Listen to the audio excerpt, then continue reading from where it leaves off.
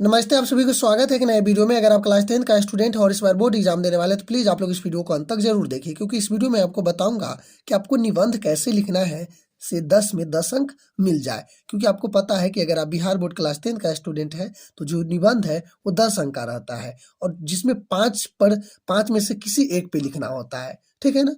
तो देखिए, जैसे इसमें आपको हेडिंग रहेगा, निम्नलिखित में से किसी एक विषय पर दिए गए संकेत बिंदुओं के आधार पर लगभग 250-300 शब्द में निबंध लिखना है। 250 से 300, कम 270, 280 इस तरह से भी हो सकता है, कोई दिक्कत नहीं। 310, 320 भी हो जाएगा, कोई दिक्कत नहीं है। ठीक है ना। तो लिखना है। पहला है इसमें सत्यवादिता, दूसरा है वर्षा ऋतु, तीसरा है सरस्वती पूजा, चौथा है महात्मा गांधी और पांचवा है विज्ञान वरदान या अभिशाप।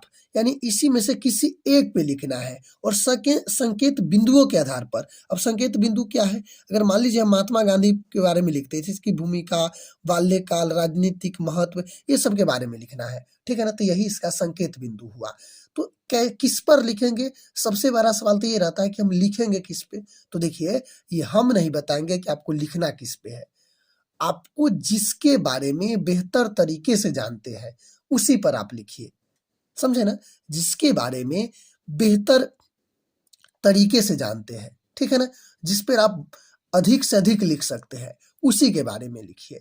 जैसे मान लीजिए सत्यवादिता, इसको नहीं आता है, वर्षा ऋतु नहीं आता है, ग है सरस्वती पूजा, सरस्वती पूजा के बारे में आप जानते हैं तो उसी पे लिख दीजिए। जैसे सरस्वती पूजा में संकेत क्या है? प्रारंभ, ठीक है ना, अपर्याय, उत्सव, महत्ता, ये सब बताना है आपको। तो जो जो रहेगा संकेत बिंदु सब हमें लिखना है। ठीक है ना। और जो ये संकेत बिंदु है ना, वो सब में अलग अलग रहेगा। जैसे मान लीजिए यहाँ हम विज्ञान और वरदान में लिखना चाहते हैं, इसका भूमिका है, इसमें लाभ है, हानि है, उपसहार है, तो सब में अलग अलग रहेगा। ये नहीं कि एक ही रहेगा। भूमिका, जैसे इसका रोल क्या है, यानी पूरे इसका बैकग्राउंड क्या है, उसके बारे में थोड़ा लिखना होता है। समझे ना। लाभ, इससे लाभ क्या है, हानि क्या है, इस तरह से लिखना है। जैसे महात्मा गांधी के बारे में, इसका भूमिका, इसका रोल क्या था, इसका बैकग्राउंड क्या है, ये लिखना है। बाल्यकाल, इसकी बाल्यावस्था के बारे में, इसकी राजनीति के बारे में, उसके बाद इसका महत्ता के बारे में लिखना है। तो ये सब आपको लिखना पड़ेगा पॉइंट बाय पॉइंट। जैसे हम मान लीजिए सरस्वती पूजा में लिखते हैं, तो पहला है कि प्रारंभ, यानी इसकी शुरुआत कब हुई। तो देखिए, ये पॉइंट दे देंगे। आप पेन भी यूज कर सकते हैं, दो, एक ब्लैक, उसके बाद एक ब्लू। और सरस्वती पूजा वसंत पंचमी के मौके पर मनाने वाले एक पर्व है, इसलिए हर साल हम सरस्वती पूजा वसंत पंचमी को के दिन ही की जाती है। माँ सरस्वती को विद्या की देवी कही जाती है। तो इस तरह से इसके बारे में लिख देना है। समझे। आगे भी है, चलिए बताते हैं। ऐसे लिख देना है। फिर अगला पॉइंट जो रहेगा उसको देकर यहाँ लिखेंगे, पॉइंट दे दे के लिखिएगा। समझे। और पर्याय के बाद क्या होगा? इसमें पर्याय के बाद क्या था? उत्सव। उत्सव कैसे मनाया जाता है, इस उत्सव को, वो है। इसका महत्व कैसे है, महत्व क्या है, ये सब लिखाइएगा। समझे। तो ये सब आपको इसी तरह से पॉइंट दे दे को लिखना है।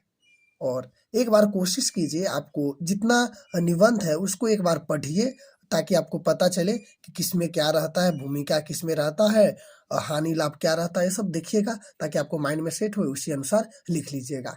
तो मुझे उम्मीद है कि आप समझ गए होंगे कि कैसे आपको निबंध लिखना है, पॉइंट पॉइंट लिखना है। हाँ, इसके बारे में आप तभी लिख पाइएगा जब उसके बारे में कुछ जान रहे हैं।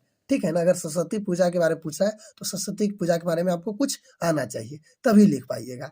तो मुझे उम्मीद है कि यह वीडियो आपको समझ में आया होगा, और वीडियो पसंद आएगा तो वीडियो को लाइक, और नए तो चैनल को सब्सक्राइब जरूर कीजिए। धन्यवाद।